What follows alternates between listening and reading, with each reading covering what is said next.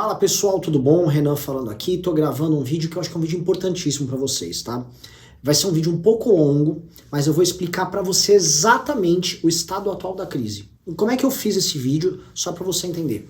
Conversei com jornalistas, conversei com amigos meus e contatos que eu tenho dentro do exército, conversei com parlamentares, falei com o próprio Kim, pegamos todas as fofocas que estão rodando lá em Brasília, porque tá pegando fogo lá, e aí com base nisso eu vou tentar desamarrar esse nó com vocês. Pode ser que a gente chegue numa grande resposta? Não sei. Mas a gente vai tratar sobre a intentona golpista do Bolsonaro e se isso tem ou não tem consequências, tá legal? Porque o momento é muito grave e assim, uma certeza que você já pode ter antes de começar o vídeo é: o bicho tá pegando. Roda a vinheta.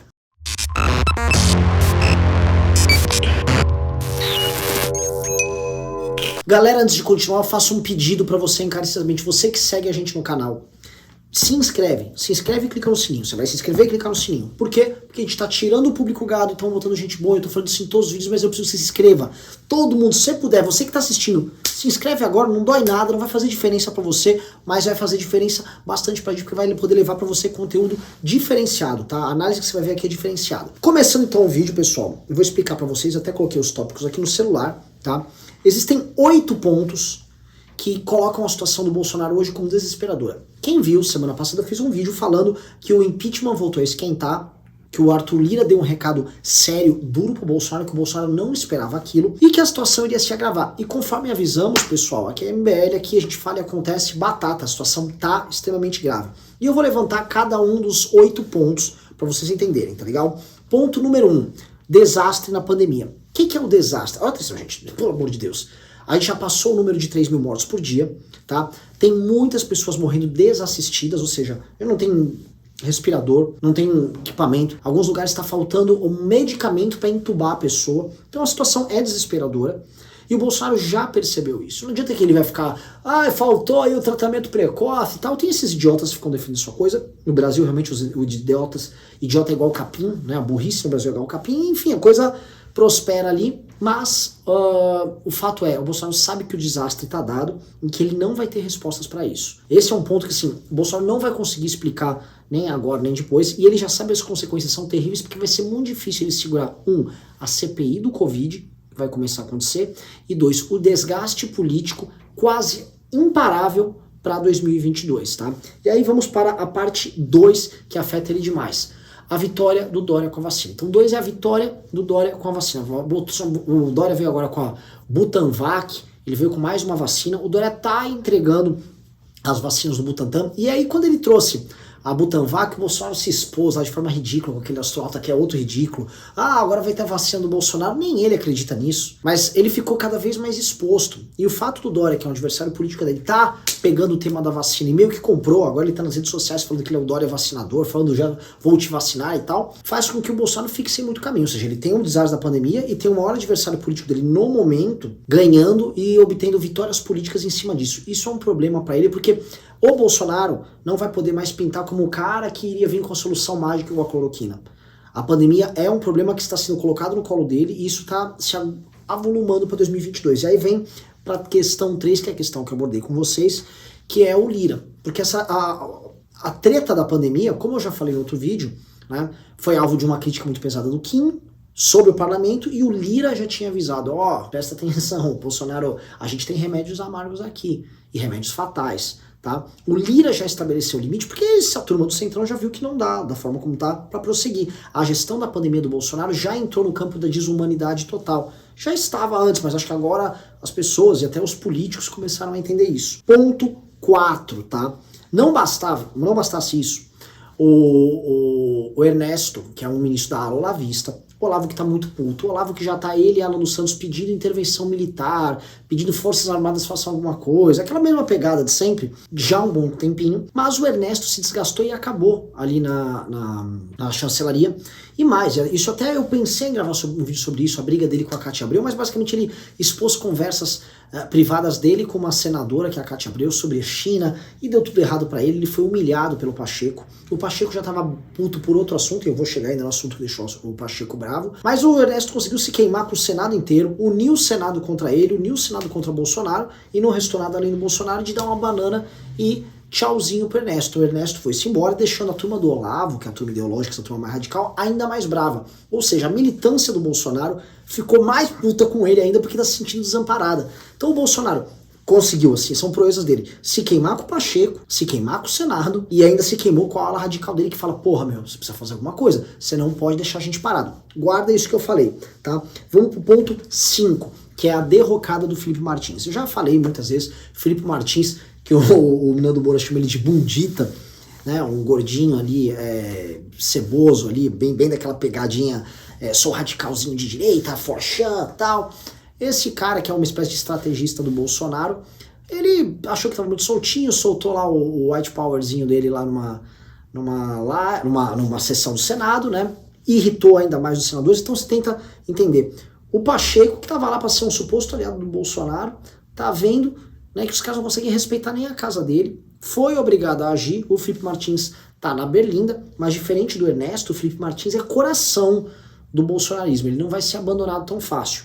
Tá? E o próprio Olavo voltou a postar bastante em redes sociais, porque o Felipe Martins é o cara dele dentro do governo, e se tirar o Felipe Martins, se deixar o Felipe Martins cair, basicamente a influência do Olavo começa a ficar muito solta, e isso ele não vai permitir, tá? Por isso que eles estão ativando a militância pro bicho pegar. Vamos lá, 6, tá? A derrocada das redes sociais minhas. Isso é uma verdade que precisa ser colocada. Pouca gente comentou, mas a CNN, o presidente da CNN, o Douglas Tavolaro, saiu. E a CNN era uma espécie de uma mídia de notícias, uma central de notícias, que contrata bolsonaristas como o Caio Coppola para estar lá, como Alexandre Garcia para estar lá, onde eles vão sendo encostados, igual estão encostando na Rede TV, igual estão encostando na Jovem Pan. Mas a operação não está dando muito certo, tá, assim, muito deficitária. A CNN não tem condição de se manter.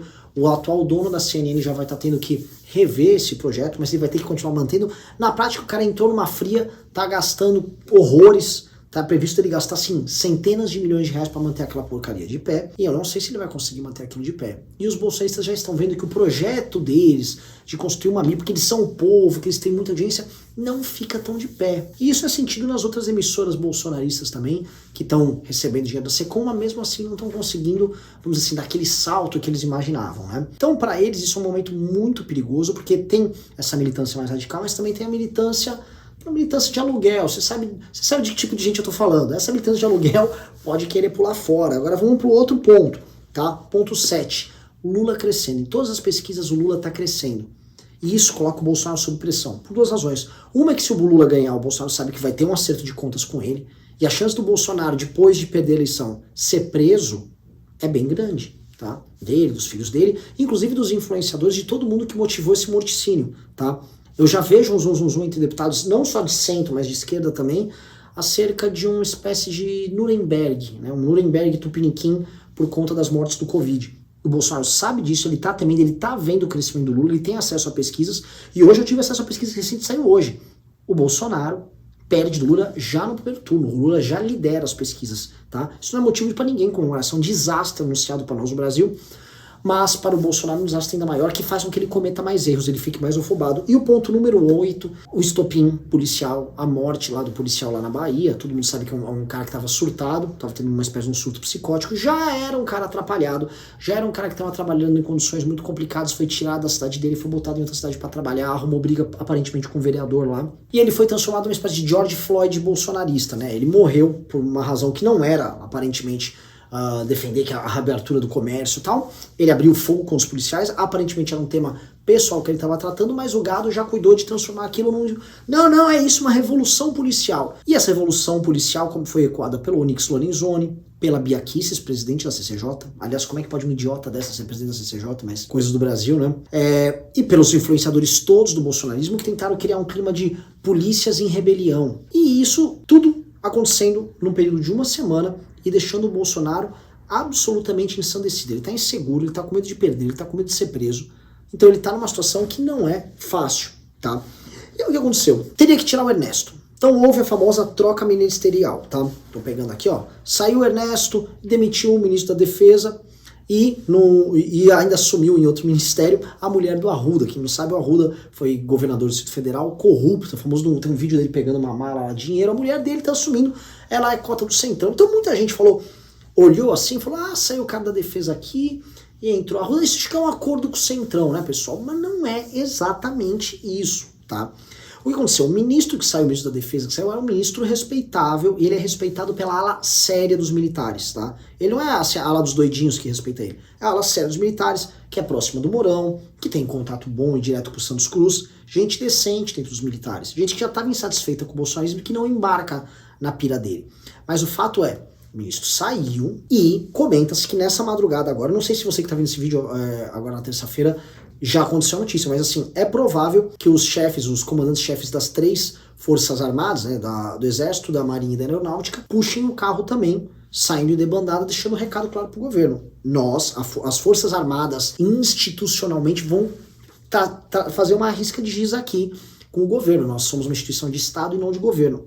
E o Bolsonaro quer que as forças armadas sejam uma instituição de governo. Comenta-se, isso meus interlocutores falaram, que uma das razões para o Bolsonaro querer sair fora com ele foi o fato dele não querer embarcar, ele e os comandantes das Forças Armadas, numa aventura de pedir um estado de sítio, um estado de defesa. Por quê? Porque essa pressão que o Bolsonaro sofreu na última semana, que eu descrevi agora pra você, essa pressão fez com que o Bolsonaro tivesse que reagir. Ele tá parecendo fraco pros aliados, ele tá parecendo fraco pro Lira, ele tá soando como alguém que não consegue botar as ruas pra andar, as pessoas voltarem a trabalhar com o suposto lockdown que tá acontecendo em tudo quanto é canto. Então o Bolsonaro tá mostrando que é um presidente fraco, dependente do Congresso, sob pressão, humilhado, que não consegue responder à militância, e nessa ânsia, né, humilhado, não dá resposta à pandemia, a única coisa que resta para ele seria, sei lá, vou botar as pessoas para trabalhar e atacar os governadores. Ainda mais com um estopim policial que tentou ser, vamos dizer assim, esquentado ali pelas redes sociais e pela turma ligada a ele. Eles tentaram isso, tô até com um gráfico aqui para vocês verem que quem levantou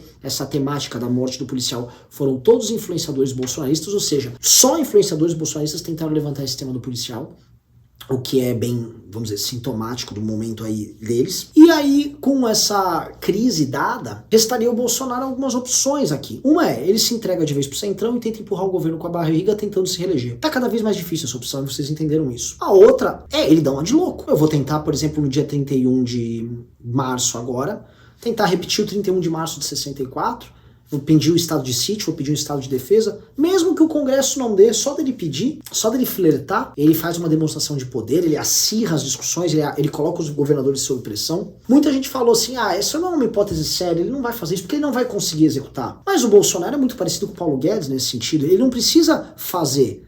É igual o Bolsonaro com as privatizações, ele nunca privatiza, mas ele fica sempre sinalizando, o Paulo Guedes, que vai privatizar alguma coisa, as pessoas vão sendo enroladas, ele vai privatizar, ele não vai privatizar nada. Né? Assim como o Bolsonaro não vai conseguir levar a cabo um golpe de Estado ou meter um estado de sítio e parar tudo que está sendo feito no combate à pandemia, mas só dele sinalizar, só dele fazer o barulho, ele vai enrolando, ele vai engambelando e ele mostra força. O que, assim, a imprensa tudo colocou que o Bolsonaro se entregou pro Centrão e ele está enfraquecido, isso é uma derrota. A imprensa está errada nisso. O Bolsonaro não compraria uma briga com a elite das Forças Armadas pra nada. Do que adianta você comprar uma briga, com o Mourão, com a turma do Pujol, com todo mundo, assim, tem que imaginar toda a elite das Forças Armadas, simplesmente pra nada. Alguma coisa ele tem que fazer, alguma coisa precisa ser feita com base nisso. Tô falando que ele vai fazer o estado de sítio, estado de defesa? Não tô falando que ele vai entrar com isso. Mas eu creio, e eu acho que isso é bastante preocupante, que o caminho que resta ao Bolsonaro vai ser cada vez mais o caminho da radicalização, tá? Os aliados dele, e mesmo ele, vão pagar um preço muito caro pelo que eles fizeram com os brasileiros na pandemia. E as forças políticas estão dispersas, cada vez mais elas estão se unindo em repúdio a ele, cara. São 3 mil e poucos mortos todos os dias. É uma coisa que não está sendo aceita. E esse cara, ele vai agora nessa janela terrível que nós vamos ter de morte, vai ser um morticínio, eu já tinha avisado, teríamos 2 meses aí de morticínio. Ele, logo no começo desse morticínio, ele já está flertando com atitudes radicais e golpistas, e isso terá graves consequências para ele, tá? Vamos assistir as cenas dos próximos capítulos. Minha tese, minha opinião, já que é para apostar no que pode acontecer, ele não vai se comprar essa briga, e ele comprou a briga para nada. Algo, nem que seja uma bagunça, um barulho retórico, será feito. Alguma resposta para a militância e para os demais agentes, Lira incluso, ele quer dar. O Bolsonaro tá vendo o mundo dele ruir, e ele não vai querer cair em silêncio, ele vai querer cair gritando, tá legal, pessoal? Esse é meu abraço para todos vocês, e vamos continuar acompanhando. Inscreva-se no nosso canal youtube.com/mblivre.